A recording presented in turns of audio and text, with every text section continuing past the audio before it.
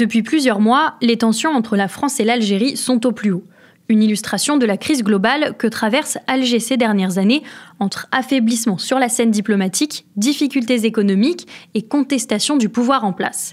Je suis Charlotte Baris et vous écoutez L'Algérie d'aujourd'hui, une série originale de La Loupe, le podcast quotidien de l'Express. Épisode 4, qui gouverne vraiment ?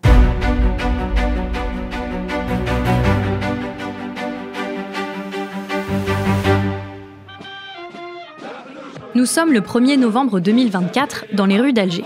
Pour célébrer les 70 ans de la guerre d'indépendance contre la France, un impressionnant défilé militaire est organisé. Sous des centaines de drapeaux verts et blancs, au croissant de lune rouge, des chars sont alignés. Le président de la République, Abdelmadjid Tebboune, 79 ans, souligne l'importance de cette parade. C'est un anniversaire mémorable incarnant la gloire, la dignité et la fierté. Le chef de l'État passe ensuite les troupes en revue, avec à ses côtés Saïd Chengria, le chef d'état-major de l'armée, 79 ans lui aussi. Quelques semaines plus tard, le 29 décembre, lors du traditionnel discours annuel sur l'état de la nation, devant le Parlement, c'est le militaire qui est assis juste en face du président. Les liens entre les deux hommes sont indéniables, mais ces deux scènes interrogent toutes les diplomaties du monde. Entre l'élu du peuple et le général, qui est le véritable détenteur du pouvoir en Algérie ?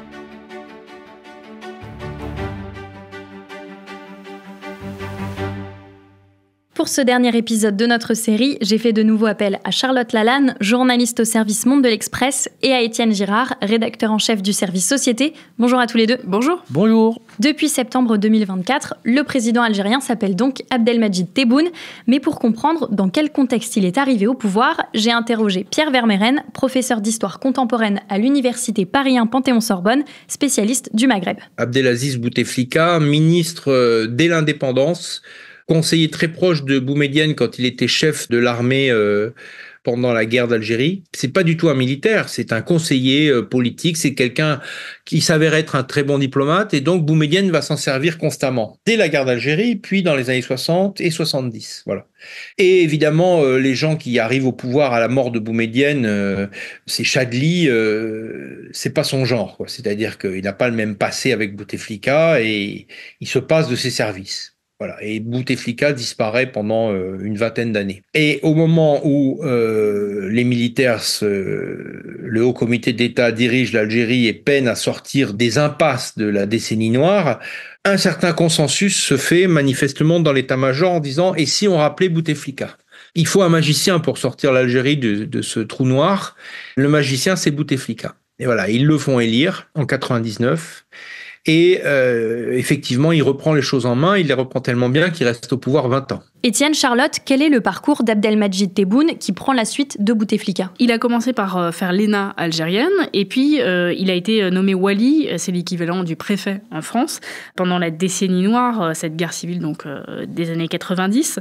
Il va devenir ensuite ministre pour la première fois au début des années 2000 et il va être repéré tant par l'armée que par le clan Bouteflika et il va devenir Premier ministre en mai 2017. Éphémère Premier ministre, cela dit, car en fait, il va tenir un discours anti-corruption qui n'est pas du tout du goût du pouvoir, ce qui fait qu'au bout de 3 mois, il tombe, officiellement en raison de ses liens avec la France, mais en réalité, certainement plus à cause de ce discours. Et puis, 2 ans plus tard, au départ de Bouteflika, il apparaît comme celui qui peut faire le lien, le trait d'union entre l'Algérie des années 2000 et celle du Irak, ce mouvement pro-démocratie, comme on l'a expliqué dans l'épisode précédent. Pendant la guerre d'Algérie, il était adolescent, c'est le premier président de l'Algérie qui n'est pas issu des rangs des anciens combattants de la guerre d'indépendance. Donc, à l'époque, il incarne presque une forme de rupture. Et sur quel sujet fait-il campagne en 2019 ? Il se présente comme le candidat du peuple, il promet une réforme de la Constitution et de la loi électorale, il surfe en fait sur le Irak et il va promouvoir l'instauration de la démocratie véritable au niveau local et national. Bref, il représente un réel espoir démocratique. On peut parler au passé car on l'a dit hier, la répression de l'opposition en Algérie l'Algérie aujourd'hui est importante. Oui, la prison s'est totalement refermée. Les détentions, les poursuites judiciaires contre des journalistes, des organisations se multiplient. Et par ailleurs, on voit bien que le président mobilise le discours anti-français tout autant que son prédécesseur. Ce qui est paradoxal, c'est que cette guerre avec la France n'intéresse pas tant que ça les Algériens de la rue qui ne sont pas obnubilés par le sujet mémoriel en réalité. Donc on a une certaine continuité finalement entre le nouveau pouvoir et l'ancien. Tebboune a coutume de parler de l'Algérie nouvelle. Bon, on a un petit peu peine à voir cette nouvelle Algérie, même si, il faut le dire, Tebboune a quand même changé certaines choses. C'est-à-dire ? Le plus spectaculaire, c'est la perte de pouvoir des oligarques. Sous la présidence Bouteflika, ils étaient surpuissants, tout puissants. C'est plus du tout le cas. Il y a une décision qui symbolise ça, un décret, passé l'année dernière, qui permet à des officiers d'actifs, des membres de l'armée, de diriger des entreprises et des administrations d'État. Ça n'a pas traîné. Aujourd'hui, un colonel dirige par exemple l'opérateur de téléphonie mobile publique, Mobilis. Ça, ce que ça raconte, c'est la montée en puissance de l'armée et la plus grande faiblesse d'influence des oligarques. Il y avait aussi les renseignements qui formaient sous Bouteflika le troisième pôle du pouvoir. C'est plus vraiment le cas aujourd'hui. Que se passe-t-il aujourd'hui dans les renseignements algériens ? Il y a une véritable valse, ça change tout le temps, notamment à la tête de la DGSE, qui a le même nom et qui a la même fonction que la DGSE française. On change de clan au pouvoir ou de clan influent au sein du pouvoir régulièrement, et ça se matérialise par le changement à la tête du général, du militaire, qui est le directeur de ces services secrets. Aujourd'hui, c'est le général Rojdi Moussaoui, qui est à la fois un fidèle des réseaux du général Toufi, qui a été l'homme tout-puissant du renseignement algérien dans la moitié des années 90 à la moitié des années 2010, et un proche du président Tebboune, puisqu'il était diplomate chargé des services secrets en Allemagne lorsque le président Tebboune s'est fait soigner en Allemagne en 2020. Et si du côté des renseignements et des oligarques, la situation vacille à l'arrivée du président Tebboune, l'armée, elle, conserve sa place.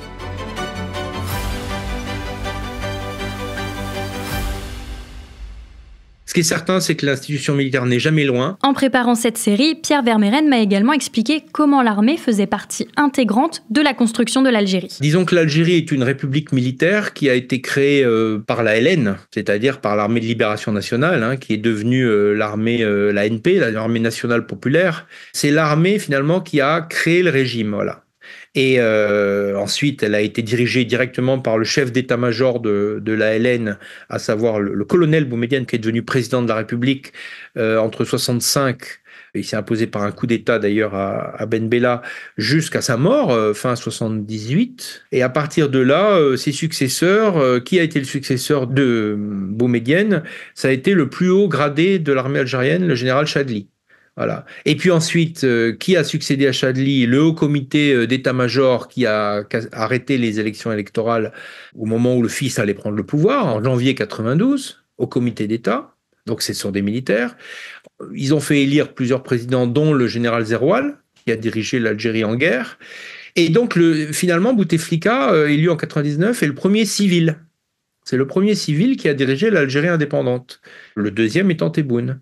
Mais on voit bien qu'ils sont, si vous voulez, la question c'est comment on va les chercher, comment on les choisit et comment on les fait élire. On voit bien que ce choix, c'est celui qui est fait par l'institution militaire. Alors c'est opaque. Il y a un conclave inconnu qui a choisi le président Bouteflika et puis qui aujourd'hui a choisi le président Tebboune, enfin il y a quelques années. L'administration participe à la confection des résultats, donc c'est pas ce qu'on appelle des élections libres. Donc quelles sont les relations ? Bouteflika, quand il a été élu, il a voulu prendre son indépendance, il a voulu se séparer de l'armée, il a voulu marquer son autonomie. Abdelaziz Bouteflika ne parvient pas à garder l'armée à distance, notamment après 2013 lorsque sa santé se dégrade, et alors que le Irak et la jeunesse espéraient voir les militaires s'éloigner du pouvoir. Que se passe-t-il à l'arrivée d'Abdelmajid Tebboune, Charlotte ? Eh bien, le président va nommer un personnage, Saïd Chengria, à la tête de l'état-major de l'armée en juillet 2020. Il était depuis 6 mois à ce poste par intérim, après la mort de Ahmed Gaïd Salah, son prédécesseur pendant 15 ans. Chengria, il est formé à Saint-Cyr Mansir. C'est un des piliers de la répression anti-islamiste pendant la décennie 90. Il a patiemment gravi les échelons militaires. Il s'est montré plutôt discret. Il s'est surtout fait remarquer par quelques saillies violemment anti-marocaines. Et a priori, c'était pas le plus charismatique et il ne semblait pas revendiquer de rôle politique. Et est-ce que lui, il suit les attributions de son prédécesseur ? Dans un premier temps, non. Le plus spectaculaire, c'est qu'il ne devient pas vice-ministre de la Défense, comme l'était son prédécesseur surnommé AGS. Les observateurs y voient tous le signe que l'armée retourne dans les casernes, loin du pouvoir civil. En réalité, l'armée est à ce moment-là, elle est toujours un peu secouée par des luttes intestines. Que se passe-t-il, Étienne, au sein de l'armée algérienne ? Les clans les plus influents changent et les deux nouveaux maîtres de l'Algérie s'accordent pour destituer les symboles les plus pesants des années Bouteflika Gaïd Salah. On pourra en citer plusieurs. L'un d'eux, le général Ouassini Bouaza, est débarqué de la DGSI, le renseignement intérieur algérien. Généralement, quand on est à la tête d'un service de renseignement et qu'on est destitué, il arrive souvent qu'on ait des problèmes avec la justice. Ce sera le cas. Il est condamné quelques années plus tard à 16 ans de prison pour enrichissement illicite. Le général Nabil Benazouz, qui est lui patron de la direction centrale de la sécurité de l'armée, le renseignement militaire, passe lui aussi, en quelques mois, du fait de sa puissance à la détention, à la prison. Aujourd'hui, une 60aine de généraux sont emprisonnés. Étienne, est-ce qu'on peut dire que Tebboune et Chengria, c'est un duo qui fonctionne ? Oui, on peut dire ça. C'est un tandem qui marche plutôt bien. Le règne du président s'est in fine mué en cogérance avec l'armée. À Tebboune, les grands discours, les prises de parole publiques. Et à Chengria, la main sur ce qu'on appelle l'état profond. Quelque chose de très emblématique, c'est que même dans des sorties anodines, pour couper le ruban d'une inauguration, pour lancer les travaux d'un hôpital, Abdelmajid Tebboune apparaît flanqué de Saïd Chengria. Vraiment, ils tiennent à montrer à tout le peuple algérien qu'ils gèrent ensemble l'Algérie. Mais attention, comme toujours, souvent dans les relations de pouvoir, cette bonne entente est à nuancer. Et pourquoi ça ? En septembre 2024, le président Tebboune est triomphalement réélu avec, officiellement, 94,65% des voix. Une semaine plus tard, c'est rectifié. En fait, il n'a obtenu que 84,3%. C'est pas rien, ces petits chiffres. En réalité, ce que me disent des experts du Quai d'Orsay, c'est que c'est un coup tordu de l'armée. Les gradés par ce score soviétique de prime abord, puis la rectification, ont voulu montrer à Tebboune qu'il conserve le contrôle des urnes et qu'il saurait le décrédibiliser à leur guise s'ils le voulaient. Le 8 mai 2024, le signe d'un rapport de force entre Tebboune et Chengria a déjà été observé.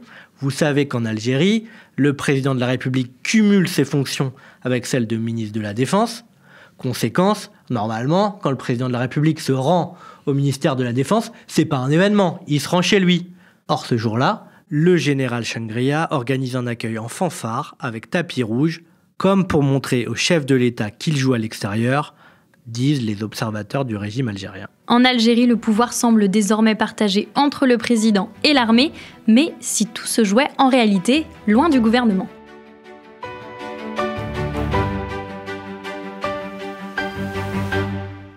Alors Charlotte, pour essayer de comprendre qui a vraiment le pouvoir en Algérie, on t'a apporté quelques portraits d'hommes de l'ombre. C'est parfait, par qui on commence alors ? Le magistrat Boualem Boualem. Et quel est son rôle dans l'entourage du président Tebboune ?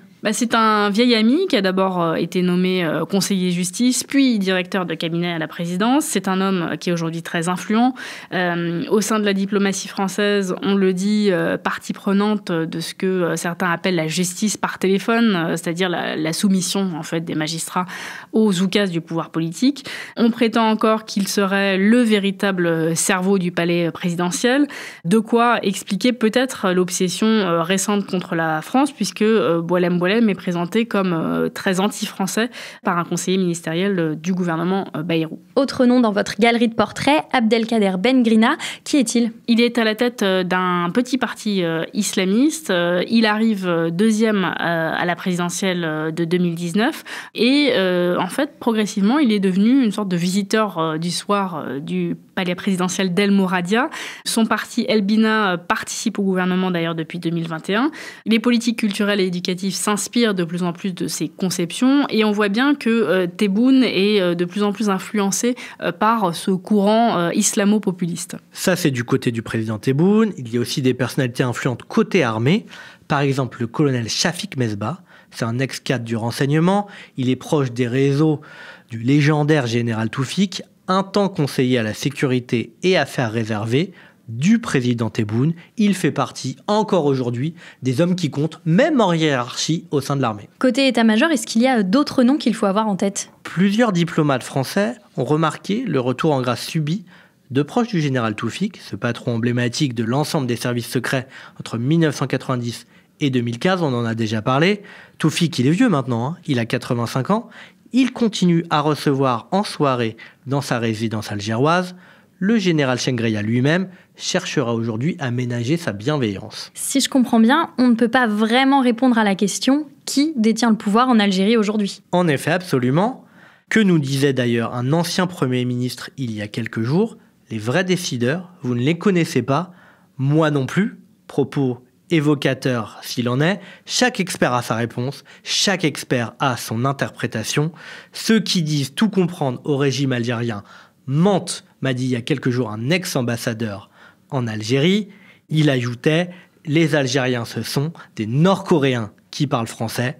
Le régime est très opaque, c'est une boîte noire dont il est très compliqué de comprendre le cœur du réacteur. » Au Quai d'Orsay, on a une expression pour ça, on parle d'un conclave de cardinaux.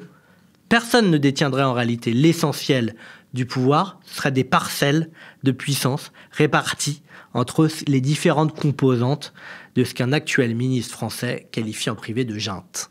Seule certitude répétée par tous, tout se passe ailleurs qu'au gouvernement. De quoi entretenir l'instabilité qu'on a racontée durant ces 4 épisodes. Merci beaucoup à tous les deux d'être venus nous raconter votre enquête. À bientôt. À bientôt. Merci également à Alexandra Saviana du service Société. Tous les articles de nos journalistes sont à lire sur l'express.fr. Et je remercie aussi Pierre Vermeyren, historien et professeur à l'université Paris 1 Panthéon-Sorbonne, spécialiste du Maghreb, auteur d'une histoire de l'Algérie contemporaine aux éditions Poche Nouveau Monde. Si cette série vous a intéressé, n'hésitez pas à vous abonner sur n'importe quelle plateforme d'écoute à la loupe, Spotify, Castbox ou Apple Podcast par exemple. Pour nous écrire, l'adresse mail ne change pas, laloupe@l'express.fr. L'Algérie d'aujourd'hui est une série originale de La Loupe, le podcast quotidien de l'Express, réalisé par Jules Cros. Et je vous retrouve demain pour un épisode consacré à une actualité de la semaine.